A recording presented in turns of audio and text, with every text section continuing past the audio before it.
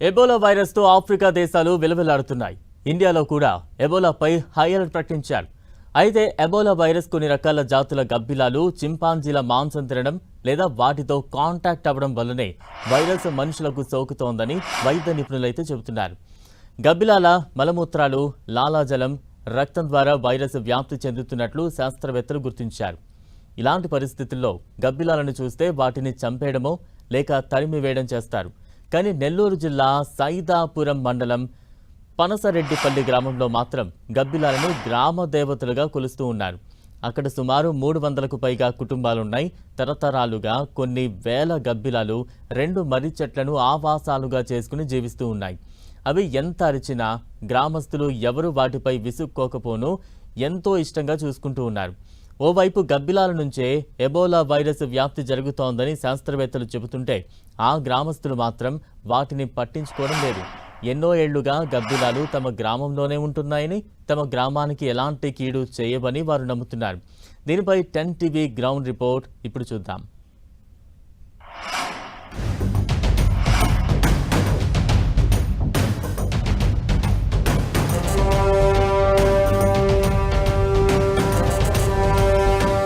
Ebola virus ప్రపంచాన్ని వణికిస్తోంది, tension పుట్టిస్తోంది.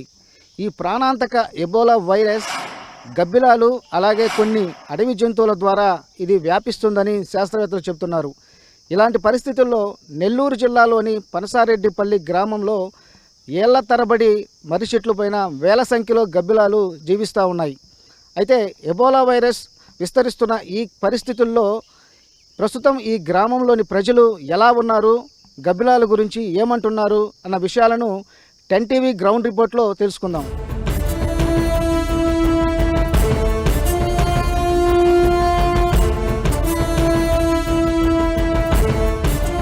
ప్రస్తుతం నేను పనసారెడ్డిపల్లిలో గబ్బిలాలు ఉన్న చెట్ల దగ్గర ఉన్నాం. ఇవే 2 మనకు చెట్లు కనిపిస్తున్నాయి. ఇవి మర్రి చెట్లు అని పిలుస్తారు.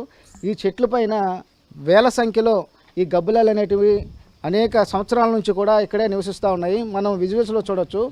ఇక్కడ ఏదైతే చెట్లకి వేలాడుతున్నాయో ఈ గబ్బిలాలే అనేక సంవత్సరాల నుంచి కూడా ఇక్కడే ఉంటున్నాయి. అయితే వీటిని ఈ గ్రామస్తులు ఇక్కడ నుంచి తరిమేయడం కానీ కొట్టడం కానీ ఎలాంటి చర్యలకు పాల్పడరు. అదేవిధంగా ఎవరైనా వచ్చి వీటిని కొట్టాలని చూసినా కూడా వాళ్ళని ఒప్పుకోకుండా వాళ్ళని తరిమేసే పరిస్థితి ఈ గ్రామస్తులు చేస్తూ వస్తున్నారు. అంతేకాకుండా ఈ గ్రామస్తులు వీటిని గ్రామ దేవతలుగా కూడా భావిస్తూ ఉంటున్నారు. అదేవిధంగా వాటిని పూజిస్తూ వీటిని అనేక సంవత్సరాల నుంచి కాపాడుకుంటూ వస్తున్నారు. ఈ గబ్బిలాల వల్ల గతంలో కరోనా వస్తుందని అని చెప్పినప్పటికీ ఇక్కడికి కొందరు అధికారులు వచ్చినప్పటికి కూడా ఇక్కడున్న గ్రామస్తులు వాటికి దేనికి స్పందించలేదు. ఈ గబ్బిలాలను తరమడం కానీ ఎలాంటి చర్యలకు పాల్పడలేదు. అదేవిధంగా వచ్చిన అధికారులను కూడా వెనక్కి పంపించేసిన పరిస్థితి అయితే అప్పుడు గతంలో జరిగింది. అదే ఇప్పుడు కూడా ఈ ఎబోలా వైరస్ అనేది ఈ గబ్బిలాల ద్వారా వ్యాప్తి చెందుతుంది అని చెప్పినప్పటికీ గ్రామస్తులు మాత్రం ఏ విధంగానూ స్పందించడం లేదు.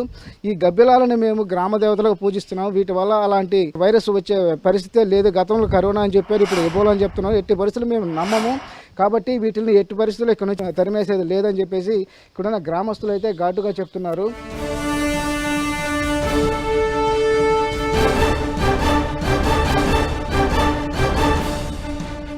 అయితే ఇలాంటి పరిస్థితుల్లో ఈ గ్రామస్తులు ఏమంటున్నారు అనేది వీళ్ళని అడిగే తెలుసుకునే ప్రయత్నం చేద్దాం. సార్ చెప్పండి సార్, అయితే ఈ ఎబోలా వైరస్ అనేది ఈ గబ్బిలాల ద్వారా వస్తానని శాస్త్రాలు చెప్తా ఉన్నారు. అయితే ఇది ఒక ప్రాణాంతకమైన వైరస్.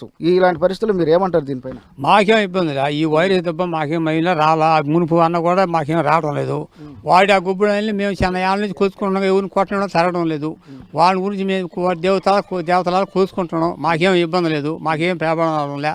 ఇప్పుడు కూడా మేము భయపడడం లే. 100-200 సంవత్సరాలు మా తాత ముత్తాలములుగా ఉన్నాయి అవి కాసుకొని. అవి ఇప్పుడు మేము ఎక్కడ తరంలా ఊరికి కొట్టడంలా దేవతలా సాక్కుంటున్నాం. వాటి మీరు చెప్పండి బ్రదర్, మీకు ఎలా అనిపిస్తుంది? సార్ ఇంతకుముందు చాలామంది వచ్చారు సార్, మనకి 28 years ఉంటుంది. అప్పుడు కూడా సేమ్ ఇలాగే వైరస్ ఇప్పుడు గబ్బిలాల వల్ల వ్యాపిస్తుందని చెప్పేసి చాలామంది మాట్లాడారు. అప్పుడు మేము చెప్పామంటే ఇవి చాలా మా తాతల నుంచి ముత్తాతల నుంచి ఎన్నో సంవత్సరాల నుంచి వస్తున్నాయి. వీటి వల్ల మాకు ఇప్పటివరకు అయితే ఏ హాని జరగలేదు. మామూలుగా సవ్యం జరుగుతూ ఉంది. వీటి వల్ల ఏం ప్రాబ్లం, మాకేం ఇబ్బంది ఏం లేదు. మీరేమంటారు? ఎబోలా వైరస్ గబ్బిలా ద్వారా వ్యాపిస్తుంది అంటున్నారు, వీటిని తరిమేస్తారా నుంచి? అదే మా చెట్టు కిందనే ఉంది ఇల్లు మాకు. ఆడ కొన్ని వేలు ఉన్నాయి, ఆడ ఏమీ ఇబ్బంది ఏమీ లేదు. అందునుంచి ఎవరు వచ్చినా కొడుతున్నా కూడా కాలుస్తున్నా కూడా తుపాకుతో ఎవరిని కాలనీరు జాగ్రత్తగానే ఉంది. ఇక్కడ ఎవరికి అసలు ప్రమాదమే లేదు. ఆడెక్కడన్నా దేశం అంతా వస్తుంటే ఇక్కడి నుంచి ఆడిపోతుంది అంత దూరం. మీకేమి భయం లేదా ఎబోలా వైరస్ గబ్బిలాల ద్వారా వస్తుంది అంటున్నారు? నాకు ఇబోలా వస్తుందని భయం లేదు. గబ్బుడాయిల వల్ల అయితే ఎలాంటి ప్రాబ్లం లేదు. ఎప్పటాలించో ఉన్నాయి, వాటిని అలాగే సాక్కుంటున్నాం మేము. మా జంతువుల్లాగా, మా ఇళ్లలో జంతువుల్లాగా, దేవతల్లాగా చూసుకుంటున్నాం. కానీ వాటి వల్ల మాకు ఏ కరోనా రాలేదు, ఏ ఇబోలా రాలేదు, ఎటువంటి ప్రాబ్లాలు లేవు. ఈ గబ్బిలాల వల్ల మాకు ఎలాంటి ఆపద లేదు, ఎలాంటి ఇబ్బంది లేదు.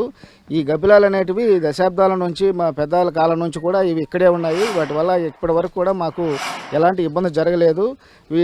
కాబట్టి మాకు ఎలాంటి భయం లేదని చెప్పేసి అంటున్నారు. అదేవిధంగా వీటిని మేము ఒక గ్రామ దేవతలు కూడా పూజించుకుంటున్నాం. కాబట్టి ఎవరైనా వచ్చి వీటిని తెరమేయాలన్నా, వీటిని చంపాలన్నా కూడా ఎలాంటి పరిస్థితులు ఒప్పుకోమని చెప్పి కూడా గ్రామస్తులు అయితే ధీమా వ్యక్తం చేస్తున్న పరిస్థితి ఇక్కడ కనిపిస్తుంది.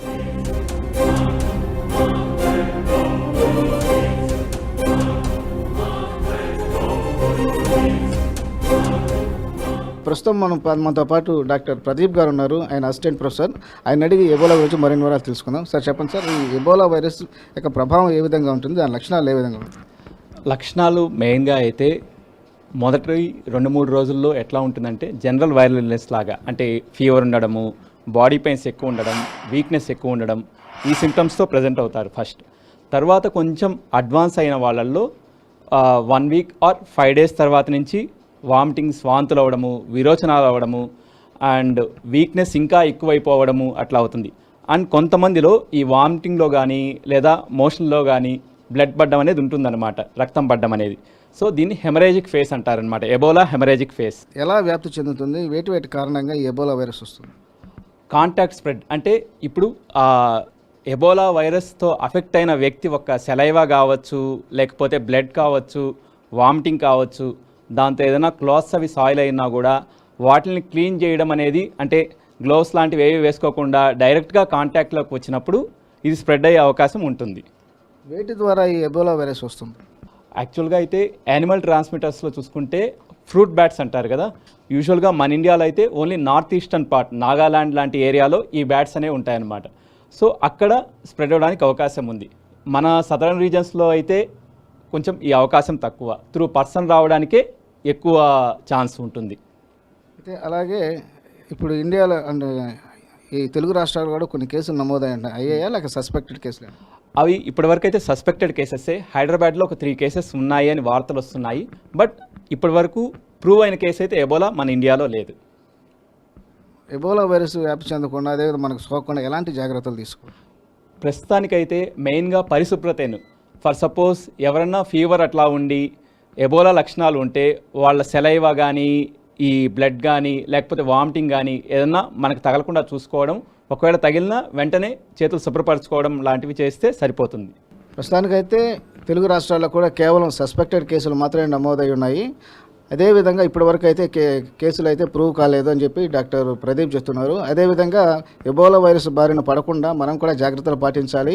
ఏదైతే వైరస్ సోకిన వ్యక్తులకు సంబంధించిన సెలైవా కావచ్చు, అదే రక్తం కావచ్చు, వాంతులు కావచ్చు, వాటిని ముట్టుకోకుండా, ఒకవేళ వాటిని తగిలినా కూడా మనకు వెంటనే శుభ్రపరచుకునే పరిస్థితి ప్రతి ఒక్కరూ పాటించాలని చెప్పి కూడా డాక్టర్ ప్రదీప్ చెప్తున్నారు.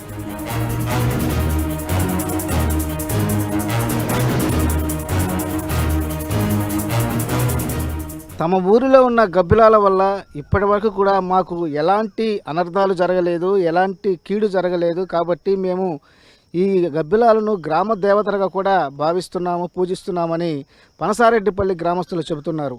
అయితే ఒకవేళ ఈ గ్రామంలో ఉన్న ఈ జాతి గబ్బిలాల వల్ల కూడా ఈ ఎబోలా వ్యాప్తికాన్ని చెందితే పనసారెడ్డిపల్లి గ్రామంతో పాటు దీని చుట్టుపక్కల ఉన్న గ్రామాల్లో కూడా భారీగా ప్రాణ నష్టం జరిగే ప్రమాదం ఉంది. కాబట్టి ఇప్పటికైనా అధికారులు స్పందించి ఈ పనసారెడ్డిపల్లి గ్రామస్తులకు ఈ ఎబోలా గురించి, ఈ ప్రాణాంతక వైరస్ గురించి ఒక అవగాహన కల్పించాలి. అదేవిధంగా ఇది గబ్బిలాల ద్వారా ఎలా వ్యాప్తి చెందుతున్నా అన్న విషయాలపైన కూడా పూర్తి స్థాయిలో అవగాహన కల్పించాల్సిన అవసరం అయితే ఉంది. వీడియో జర్నలిస్ట్ ప్రదీప్తో దేవకుమార్, 10 టీవీ, పనసారెడ్డిపల్లి నుంచి.